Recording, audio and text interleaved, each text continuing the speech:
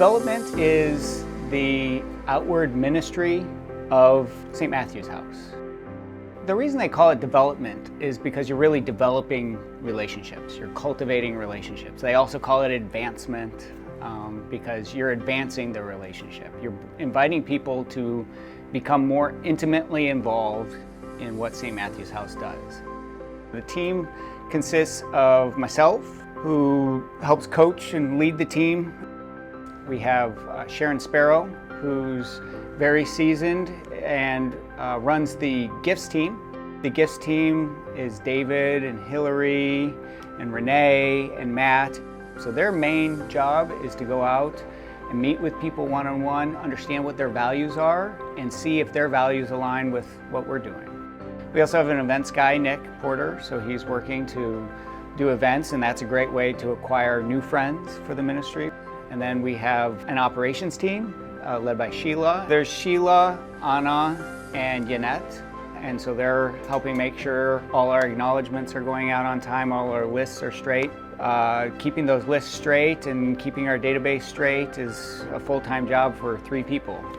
The main objectives of the development department are to deepen relationships, to engage new relationships, and to make sure that people really feel valued and that we reach out to them during the course of the year so they can stay engaged in our work, and if they should decide they might want to make additional contributions or focus some attention maybe on a capital need. We have a huge database, and it's our job, the data team's job, is to oversee and make sure things are accurate. We also make sure that we are the keeper of the data, and we want to safeguard that data. It is extremely important because we solicit our donors and we send appeals and stuff, and that information is extracted from the database, and we record whatever feedback we get from that donor. My role is making sure that all of the databases are really tidy and clean, and that the development officers have all of the information that they need in order to make their donor relations much easier. Keeping track of things like how often we communicate with people, thank you calls, thank you letters, as well as tracking donations monetarily and otherwise, making sure everyone's thanked in a timely manner, and that people feel like they can trust us with their time and their money and their resources. It takes a lot of hard work to make those things happen, to connect with the correct people, to inspire people, to have people come alongside and say, hey, this is happening. We have been blessed to be able to even have our events during this time, and God has truly blessed us in providing those resources that we've needed. It's not about us, it's about what they're doing for the people in Justin's Place, for those in our homeless shelter, for those that need food, those that come to us with those basic essential needs that many take for granted. We couldn't run the programs that we do here if it weren't for the relationships we build in the community that provide the funding, the donations that we need to keep doing this work. We are really just here to support moving this mission forward. You know, what I do in my day-to-day is really defined by where we're all going together as an organization. I get to see people transformed. I get to see people's lives transformed through the gospel, really. You know, living out Matthew 25 through the organization. It's funny, we're up here fundraising and interacting with donors daily, and sometimes you can forget that.